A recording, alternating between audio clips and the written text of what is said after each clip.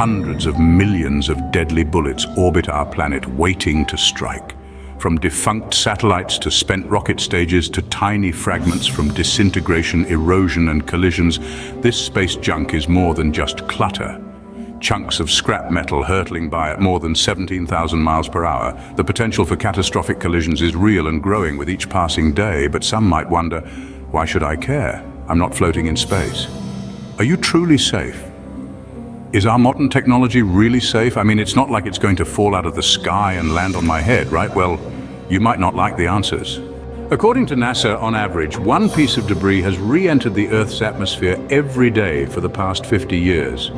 While the majority of these objects burn up upon re-entry, a portion of them managed to survive the journey.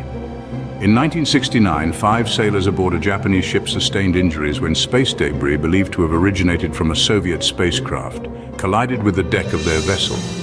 In 1997, Lottie Williams, a resident of Oklahoma, was struck on the shoulder by a 10 centimeters piece of blackened woven metallic material, later confirmed to be a component of the propellant tank of a Delta II rocket.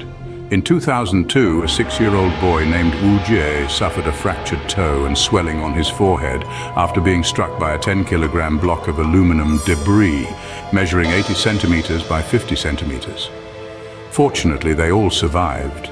But for how long can we endure this Russian roulette game? Our technology, including your cell phones and the internet, is at far greater risk than you are.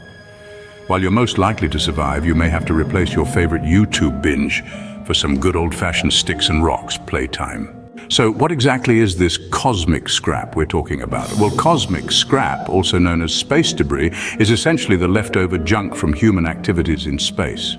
It's a collection of objects in orbit around Earth that no longer serve any useful purpose. These pieces of scrap can range in size from tiny flecks of paint right up to defunct satellites and spent rocket stages.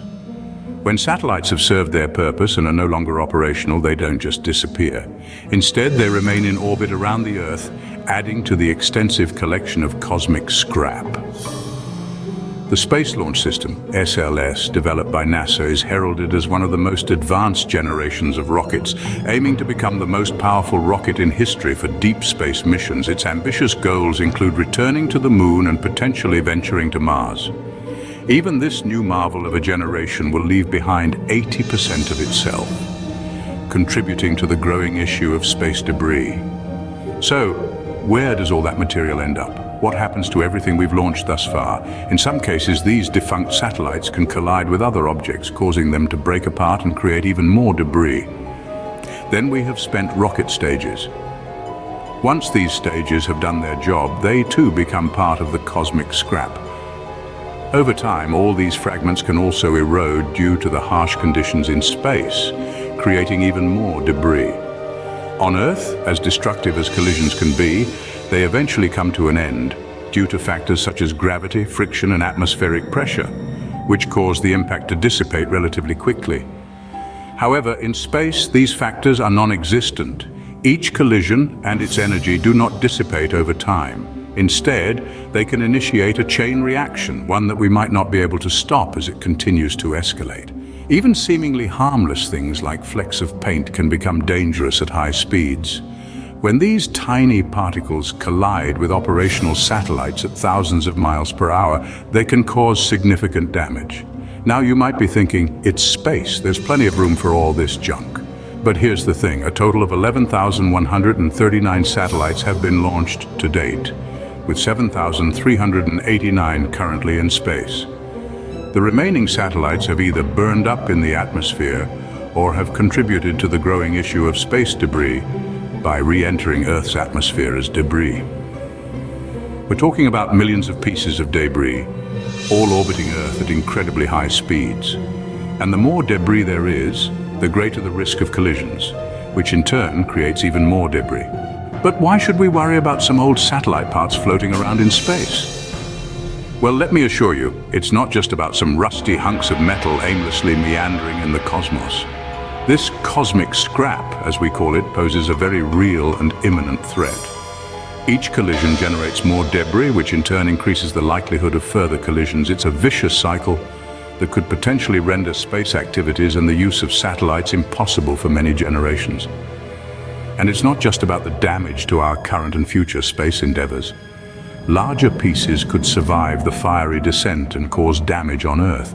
And it's not a problem that's going away. Every satellite launch, every space mission, every piece of equipment we send up there adds to this growing problem. The danger posed by cosmic scrap is real, and it's a problem that only gets worse with time. We must also remember to look after our cosmic backyard, because if we don't, we might find ourselves trapped on our own planet, unable to venture beyond the veil of debris we've left hanging above us. And not only stuck here, but without our modern technology. In 1973, NASA launched Skylab, concluding its mission in 1974 with its orbit indicating an imminent fall back to Earth in a few years. By 1979, speculation abounded as to where it would land. Skylab, all 78 tons of it, will fall to Earth somewhere. NASA's calculations predicted a 1 in 152 chance of debris hitting a person and a 1 in 7 chance of pieces hitting a city. Some resorted to extreme measures to defend against this threat. Fortunately, luck was on our side when, on July 11, 1979, Skylab debris crashed into the Indian Ocean and over Australia, outside the town of Esperance, resulting in no reported injuries. Since Skylab, no such significant incidents occurred until 2019, when the third stage of a Russian rocket landed on the other side of Australia. Those satellites really seem to like Australia, don't they? Our world is vast, predominantly covered by approximately 71% ocean, leaving a similar percentage where land remains unexposed to potential impact. The likelihood of being struck by debris requires an exceptionally unlucky person. However, the concern arises from the potential escalation of this risk. If the situation worsens, the odds will undoubtedly deteriorate.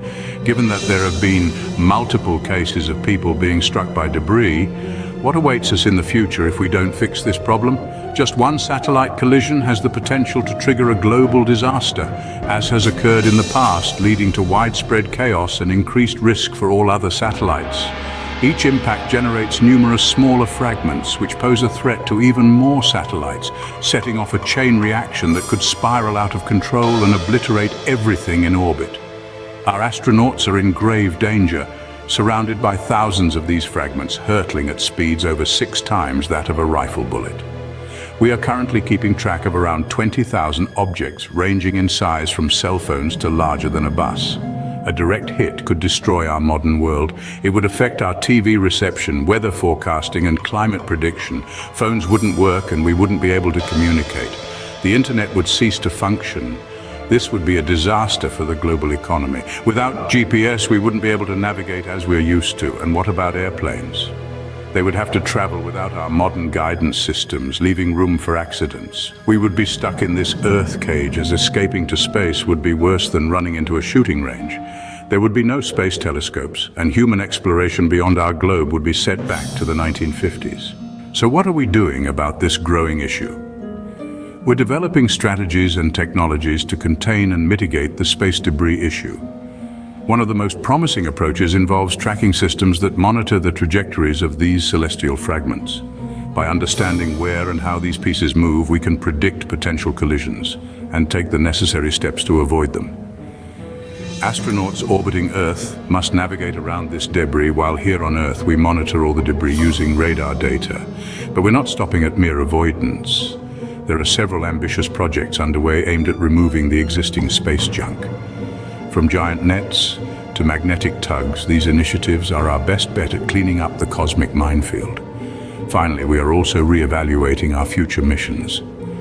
Through the design of spacecraft and satellites that generate minimal debris, we can promote a more sustainable approach to space exploration. We should not treat our space as a junkyard. Our cosmic curiosity has led us to explore the far reaches of space, but it's also left a trail of debris or cosmic scrap.